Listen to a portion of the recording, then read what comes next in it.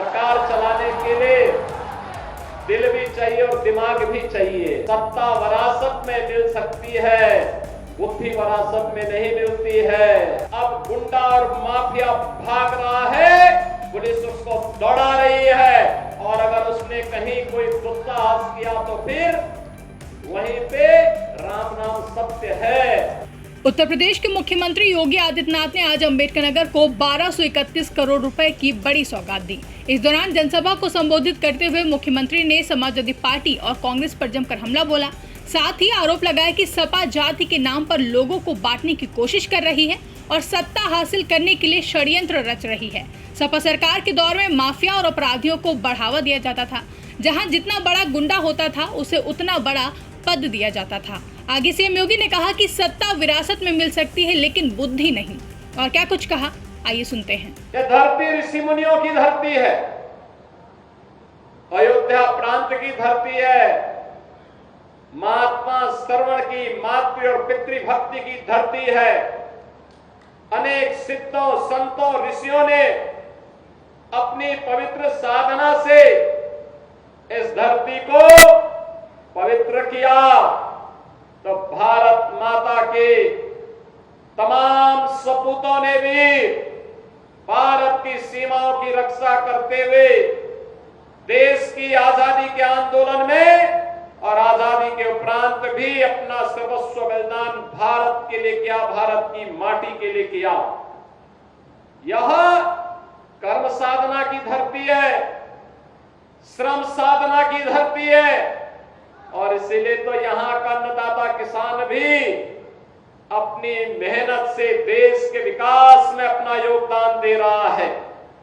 बहनों और भाइयों, ऐसी पावन धरा को कोटि कोटि नमन करते हुए आप सभी उपस्थित बहनों और भाइयों का अंबेडकर नगर वासियों को बधाई देते हुए अपनी मैं इस अवसर पर अभिनंदन करता हूं, स्वागत करता हूं। बहनों और भाइयों, ये विकास की परियोजनाएं आज जो आपको प्राप्त हो रही इतनी आसानी के साथ, आज जो सुरक्षा का वातावरण है, आज जो विकास गांव-गांव तक पहुंचने के साथ जुड़ रहा है, क्या ये 2017 के पहले भी संभव था क्या? बहनों और भाइयों, 2017 के पहले का उत्तर प्रदेश आप सबसे किसी से भी अछूता नहीं है कि क्या उत्तर प्रदेश के अंदर था, क्या उत्तर प्रदेश के अंदर होता था 2017 के पहले। यही उत्तर प्रदेश है जहां पर हर जिले में समाजवादी पार्टी और कांग्रेस के नेतृत्व में पलने वाले माफियाओं की समानांतर सरकारें चलती थी। ये अंबेडकर नगर में भी चलती थी। याद करिए, हिंदू जागरण मंच के अध्यक्ष, टाडा जनपद के ही निवासी हमारे एक प्रमुख कार्यकर्ता की हत्या यहां होती है और कोई सुनवाई नहीं होती, कोई सुनवाई नहीं हो रही थी। तब भी मुझे आंदोलन करने के लिए अंबेडकर नगर जनपद में आना पड़ा था। तब भी हम लोगों ने आंदोलन किया था उस माफिया के खिलाफ और समाजवादी पार्टी की सरकार की अराजकता के खिलाफ। कौन ऐसा जिला था, चाहे वह अंबेडकर नगर जिला रहा हो, अयोध्या रहा हो, मऊ, आजमगढ़, गाजीपुर, प्रयागराज, प्रतापगढ़, सुल्तानपुर, कोई जिला ऐसा नहीं था जहां पर कोई न कोई बड़ा माफिया समानांतर सरकार चला करके आम जनता की आवाज को दबाता था, गरीबों की आवाज को दबाता था, पिछड़ों की आवाज को दबाता था और दलित वंचित योजनाओं से भी वंचित रहते थे। और सरकारें अपनी मौज मस्ती करती थी, उनको इससे कोई मतलब नहीं था। उनकी सरकार रहनी चाहिए, बाकी जाए भाड़ में, यही करते थे वे लोग। लेकिन 17 के बाद एक एक करके माफिया कहां चले गए ये भी आप सब जान रहे हैं। माफियाओं की छुट्टी हो गई, माफिया मुक्त उत्तर प्रदेश हो गया।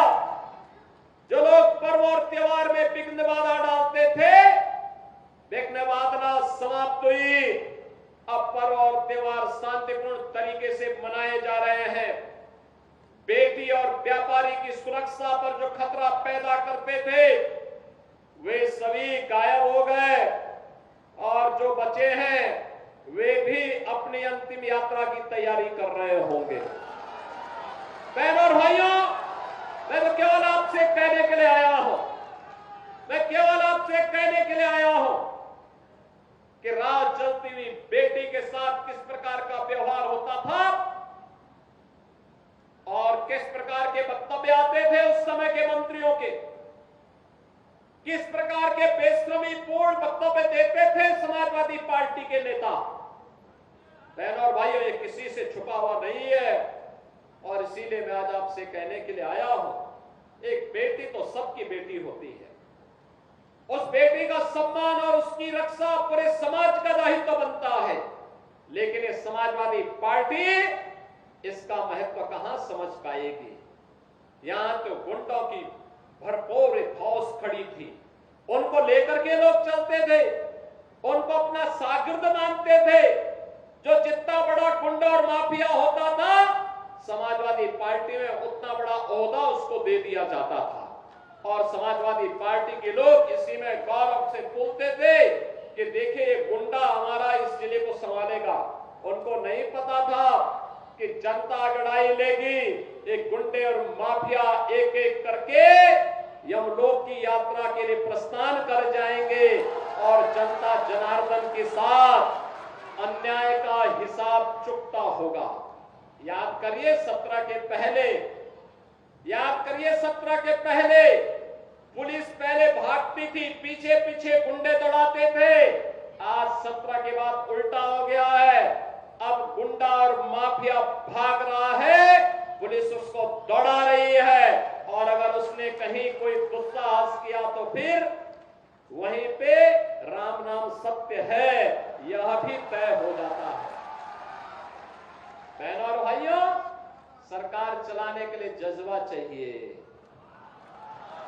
सरकार चलाने के लिए दिल भी चाहिए और दिमाग भी चाहिए।